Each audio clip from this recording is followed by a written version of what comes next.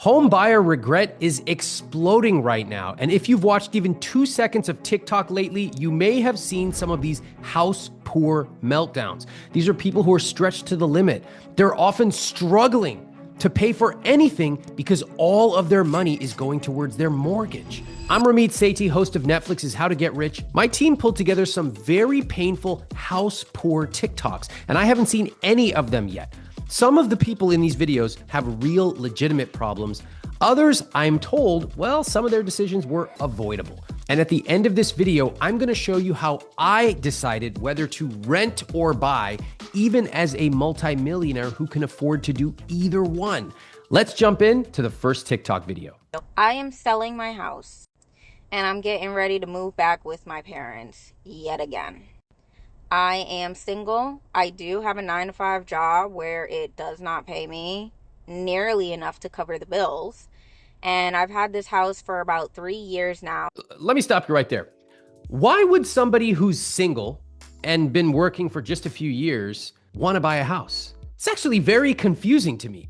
The idea that you are young, you're in your 20s, you are on the steep incline part of your career, and suddenly you want to buy a house? Make that make sense for me. Because when I think about what I did in my 20s, I wanted to be mobile.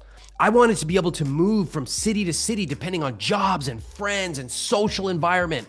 I didn't want to geographically lock myself down. I wanted to give myself the most important thing in my 20s, which was flexibility. Not to mention, I made more money renting and investing the difference than I ever would have by buying a house. And I lived in Menlo Park, Palo Alto, San Francisco, and New York. Why would I have bought a house in my 20s? It's very confusing to me. And I am just exhausted. I am drowning, barely surviving, not being able to make repairs because the house is now falling apart and I have no money in my savings to fix it. This is one of my financial nightmares. It's taking all of my money, locking it up into an illiquid, geographically undiversified asset with massive transaction and holding costs. And the only thing I get out of it, besides a roof, which is nice, is that when I go up to somebody and I shake their hand and they go, "Oh, are you a homeowner?" I go, "Yes, I bought this house, even though I have a 29-year mortgage left." And they go, "Wow, that's so cool. You're a homeowner." What the f? Why are you all seeking approval from so many people? Have you ever run the numbers yourself? You're about to make a multi-$100,000 purchase. Did you ever sit down and ask yourself a few questions? Hey, Ramit, or whatever your name is, do I actually want to buy a house? Why? And then you play the 5 whys game. Because that's how I create generational wealth. Why? Oh, because I need generational wealth. I'm only 24, but I need to pass it to my kids and grandkids. Why? That's too much for everybody. Just buy the house. Hurry up, because prices are only going up and you're never going to be able to afford it again. Ah! I have been saving for the past 3 years. All I've been doing is working and going straight home. I don't go out. Another nightmare of mine is spending all my money to buy a house and then I can't do anything else, especially in my 20s and 30s, but actually for the rest of my life. Hard to eat out, hard to take a trip. When people say like, "Hey, we're 26, we have this bachelorette party." And the first thing I think of is like, I can't do that because I have a mortgage. I'm like, is this really what I want? And I just don't want any of it anymore. So I'm selling it. I don't know what my plans are going to be after I sell my house and maybe leave this 9-to-5 job that I'm at. Hold on. I like that this person is considering selling it, but she goes, "I don't know what I'm going to do after that." Stop right there. The same way that you got into this major purchase is the same way you are getting out of it, and that's a big mistake. I really wish that this creator would slow down, run the numbers. How much do I expect to make? Okay, I'm going to lose money. What does that mean for me? What am I going to do to pay that off? What is my subsequent rent going to be? Or am I going to go live with my family if possible? What kind of job am I going to switch to? These are core critical questions you need to do right now before you simply jump into another trap. With that said, I do think that as part of the full analysis of what to do next, this creator should analyze whether renting it out would make sense or not. Next comment, everyone tells me to buy a house, but I'm happy renting and saving $25,000 a year. That's pretty much how I felt since 2005. People have been calling me stupid, dumb, ignorant, Even though I run a freaking bit. Look at these books. I wrote the books on money. And I said, I'm saving tens of thousands of dollars in the difference between renting and owning. So you can say that renting is dumb and you're not building equity, but I prefer living in a better neighborhood, in a better housing unit, not having to repair things, and being able to invest tens of thousands of dollars in the difference every single year. One of the most common types of comments I get whenever I talk about the trade-offs of buying real estate is parents saying that they are buying a home for their children to leave it for them as inheritance and quote-unquote generational wealth. I already need to lay down the law when it comes to generational wealth and real estate. It is so funny that in America, almost nobody talks about investing or wealth generation except for two freaking examples. Can you catch what they are? Number one, well, I'm getting married, but I would really prefer to have a small, simple wedding and instead put a down payment on a house. And then the second one, we had kids, we need to buy a house so we can pass on generational wealth. Why are you not talking about on a random Tuesday, hey, we really should increase our investment contribution rate from 7.5% to 8.5% of gross income? That would be great. That would actually be worth hundreds of thousands. Nope, you don't do that. You only equate it to real estate and you don't even know why. The real estate industrial complex has inserted themselves into these core moments of your life to make you think that by having a wedding, you're being stupid, that you should buy a house. Maybe, maybe not. Or that your kids want your decrepit house in an old, aging neighborhood. Think about it. I asked my audience on Twitter, what would you rather inherit? A house or stocks? And they were like, overwhelmingly, I want the stocks. I want an investment portfolio. Think about it.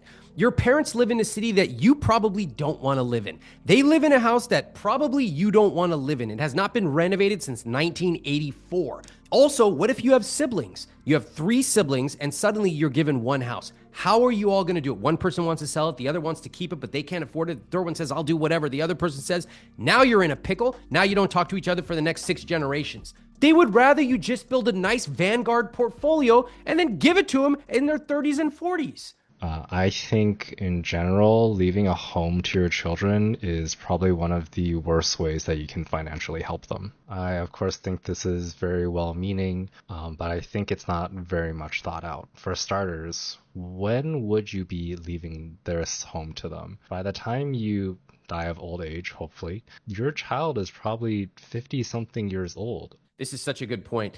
How old would you be when you leave this house? Assuming you die when you're 80 years old. Your kids are 60 years old. 60 freaking years old. What are they going to do with your suburban McMansion? It's in a different city. Wouldn't they have better benefited from generational wealth if you could have given them $10,000 when they turn 35, $45,000 when they turn 40? That time period in people's lives is very financially challenging. They have a family.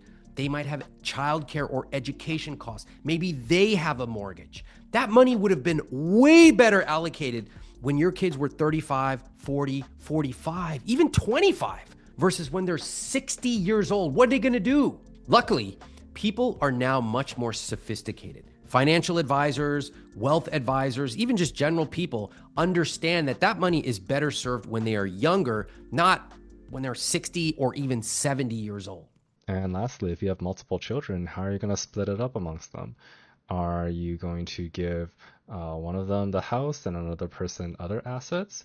This is a great point about how do you divide a house among different kids. I once had a comment on YouTube where somebody said, buying a house is the way for generational wealth, and I'm going to pass it along to my kids. And I was like, you have multiple kids. What if one of them wants to sell it, the other wants to live there, et cetera, et cetera? And you know what this person said? They said, I'll be dead. They can figure it out. I actually couldn't believe it. It's one of the most selfish things I have ever heard. As a parent, imagine you don't give your children money that you have accumulated over time. That's fine if that's your choice. You're the one who earned it. It's up to you. But then you wait until you're on your geriatric deathbed and you hand over a house like a bomb to 3 kids. You go, good luck, suckers. I'm out of here.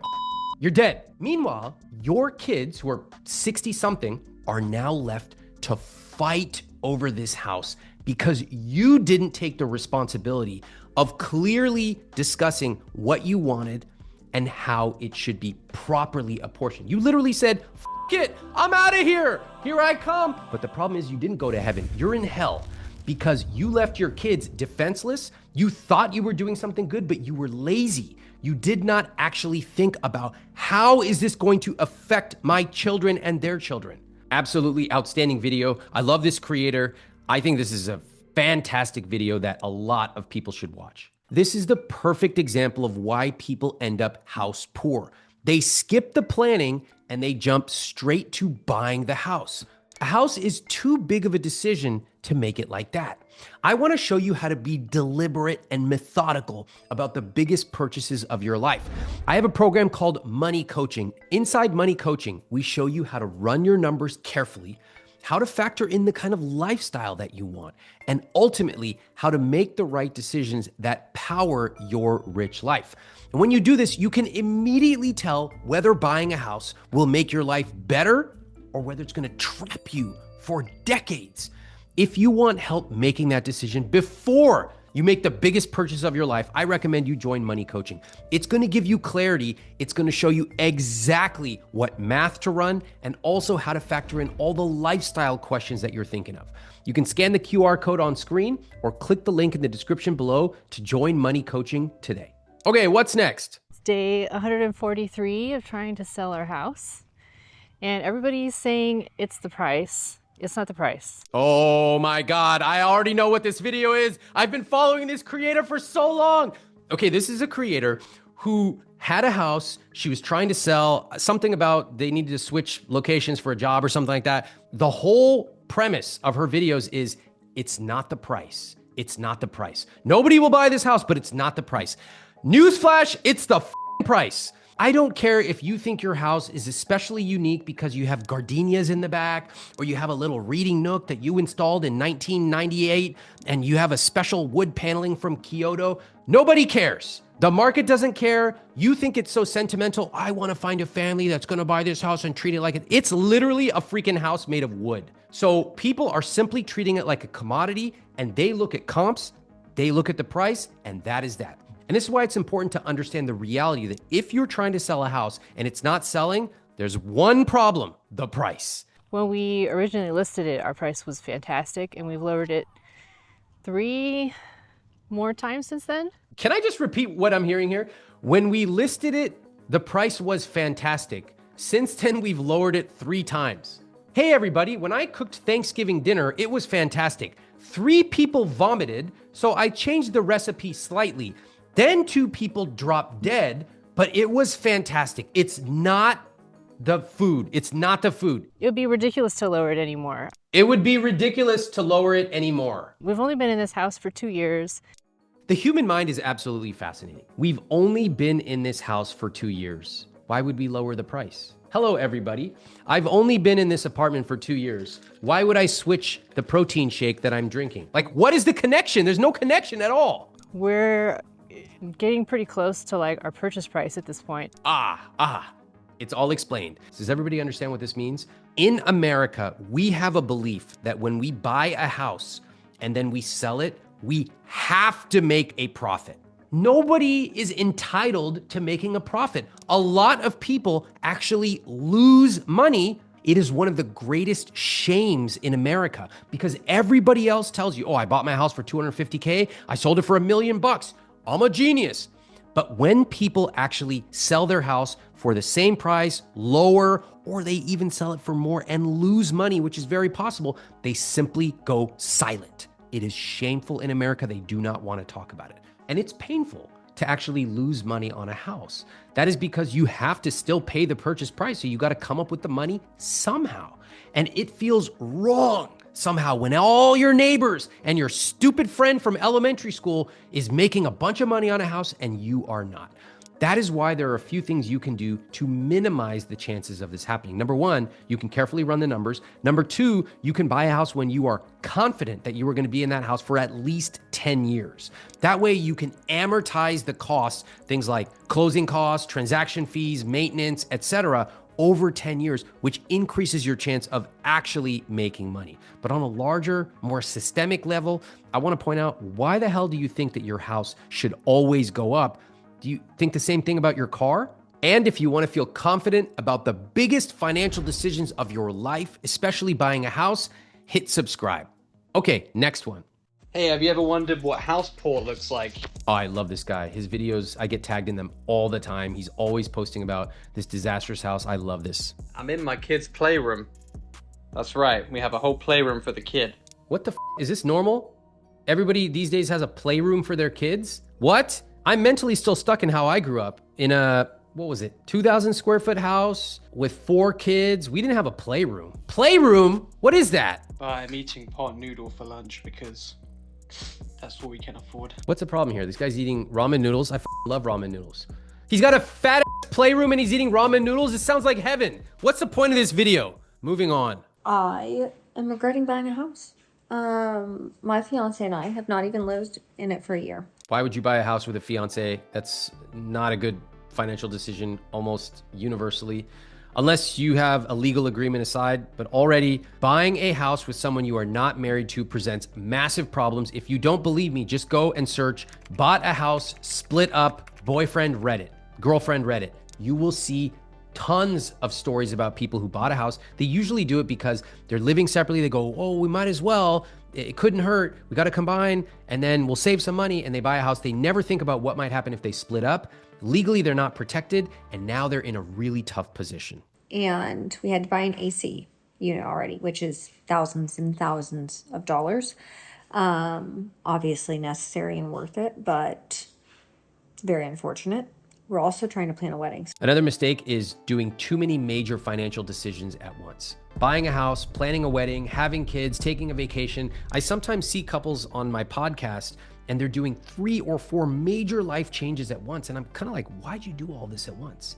Why not space it out a bit and give yourself room to breathe? It's the same in my business. We want to take on 1 major initiative, maybe 2 per year.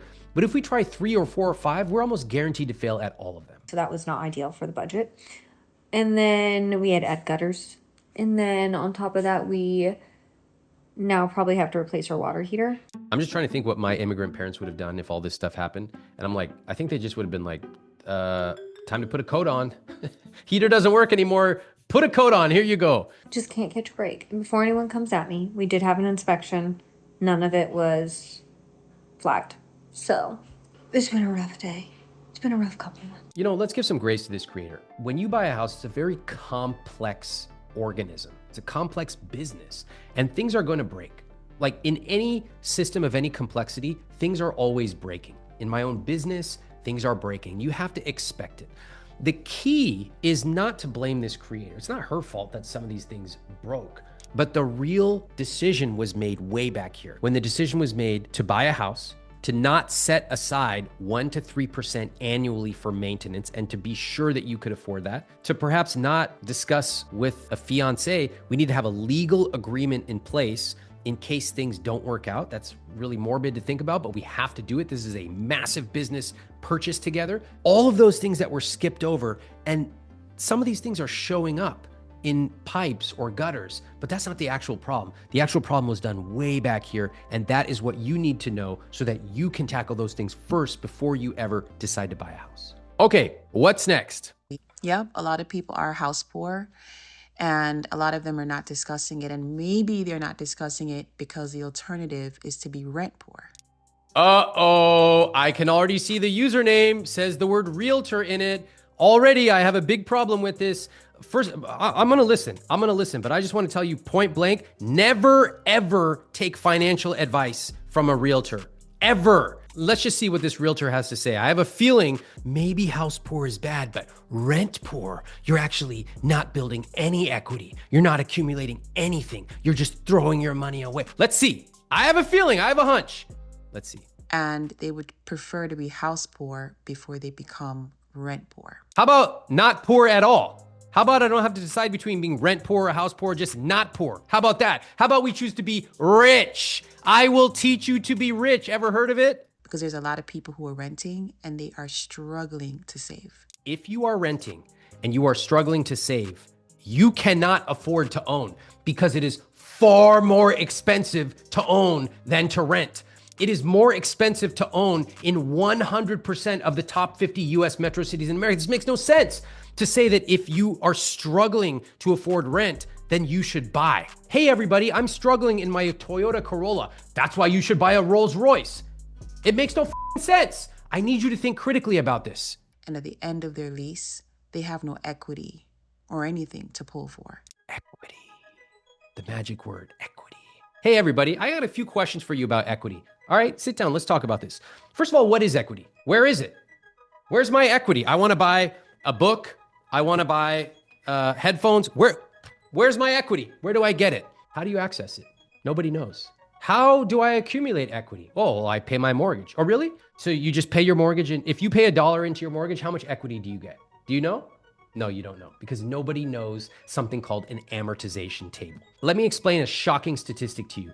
On a typical 30-year mortgage right now, when you pay your mortgage that you own your house for, you are paying more towards interest than towards the principal for almost 20 years. That means you are throwing money away on interest. How come nobody talks about that? No, they just say, oh, you're building equity. Guys, if I'm spending $10,000 to make $200 in equity, is that a good trade-off? As we say in personal finance, you don't spend $1 to make a dime. And before you know it, you're in this cycle where you've been renting for 5 years. Cycle is a dog whistle. The idea that you're stuck in this cycle of debt. No, we're not in a cycle. We are making methodical decisions for ourselves. Or you could say, Ramit Sethi, you've been in a cycle of being stuck paying rent for 21 years. You think I'm stuck? You think I'm in a cycle of anything? I chose consciously to rent because I carefully ran my numbers, and that's exactly what I'm showing you in this video. In 10 years, in 20 years, and you're still rent poor. I've been renting for 20 years and I'm not poor at all. In fact, I made more money renting than I would have ever made owning. I lived in better places with better maintenance, with more money, and I could travel and eat out and do all kinds of cool stuff. I need you to realize that you've got to carefully consider the source of information. So we have to start thinking about the alternative. What is the alternative? Right? What is the alternative? I don't have all the answers. Wait. What is the actual alternative? Her answer is, I don't have all the answers. I don't think everybody should own. Oh, she said, I don't think everybody should own. Okay, I agree. I don't think everybody should rent, but we need to start discussing what exactly is the alternative. But I'm like, is there like a part 2 to this, or is this like a cliffhanger or something? Because here, let me give you some alternatives. You can rent and invest the difference. You can increase your earning. You can move in with roommates. You could purchase a duplex, carefully running the numbers, as always. There's so many different alternatives. These are not a mystery. I've been talking about these for 20 years. Let me look at the comments. Oh God, comment number 1 from this creator. And there are some people struggling to pay their mortgage, but they can look forward to equity at some point. Renters never get a return. Hey everybody, I never got a return on my headphones. Never. Where's my return? Does that make any sense? No, I bought it. It was a purchase. It provided utility to me, just as my apartment roof provides utility to me. And then one day I leave and I go get the next thing. That's the way it works. Or I can buy a house, carefully running the numbers. Sometimes I might make a profit. Other times, many times, I might not make a profit, especially when you factor in opportunity costs, transaction costs, maintenance, taxes, interest, and everything else. Next comments. I understand all this, but soon you miss a payment or tax at the end of the year, they take it back. Okay. This realtor's response is, I just sold a property where my client was 3 years behind on her taxes. Another person says, I'm house poor, but the fact that it's me working towards mine, I can live with struggle right now. I really dislike this idea that you have to struggle because you are working towards this magical end result of equity and generational wealth. I can almost guarantee that the person saying this has not run a simple buy versus rent calculation. This is a multi-$100,000 purchase that will affect every part of your life. What you eat, what you wear, how you raise your children, how often you can travel, even how often you can spend time with your family. If you want to know how to run the numbers, join my money coaching program. You will join thousands of other people who have done exactly this, and I will answer your questions in my monthly Q&A. why I rent, and how to know if you should buy or rent. You know, a lot of people are very shocked and angry when they hear that my wife and I have decided to continue renting for the foreseeable future. It actually offends people personally. That's because in America, our number one religion is home ownership. We don't make decisions based on logic. We certainly don't run the numbers. We simply repeat faith-based phrases like, I don't want to throw money away on rent, or I want to build equity. Here's what happens for the biggest purchase of our lives. Most people only look at the monthly mortgage to decide if they can afford it. They don't actually look at the real cost of owning a house, the total cost. That is a huge mistake because it's not the mortgage that you need to be paying attention to. It is TCO, the total cost of ownership. Let me show you how I evaluate the biggest financial decision of my life, buying a house, and the exact way that I recommend you do it too. First, you compare two numbers, total monthly cost of owning versus total monthly cost of renting. Notice that we are starting with the numbers, and we will certainly factor in the non-financial considerations like school district or renovation, or you just want to buy a house. But we always start with the numbers first. The total monthly cost of owning includes your mortgage, taxes, insurance, closing costs, which need to be amortized or spread out over the number of years that you own the house, maintenance, which almost nobody properly factors in. You can use 1 to 3% every year of the purchase price of the house. That's a lot of money. Upgrades, HOA fees, and the biggest one that people ignore, the opportunity cost of your down payment. That is the down payment that you are putting towards the house, which you could have otherwise invested. Now, on the other hand, the total monthly cost of renting usually just includes rent, utilities, and renter's insurance. Maybe you want to factor in how often you're going to move. You should factor in those moving costs as well. Once you have those two numbers, here's the question that I ask myself, the same one I want you to use. Does buying this house lead me to my rich life? Does buying this house create more freedom for me or less? Not, isn't it time to buy? Or, hurry up, we better buy because if we don't buy now, we're never going to be able to afford it. Never make a decision like that based on scarcity. A lot of people say, am I throwing money away on rent?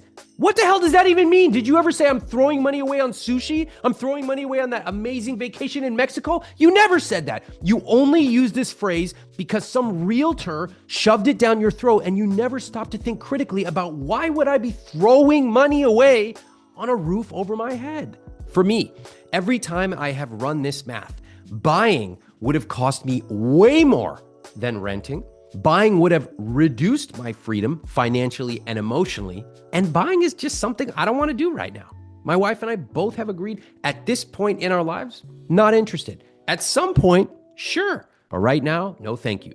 So we rent, not because renting is better for everyone, but because it's better for us. Now, if you want to go deeper, I want you to watch this video next. It'll show you the exact math I use to decide whether buying a house ever makes sense.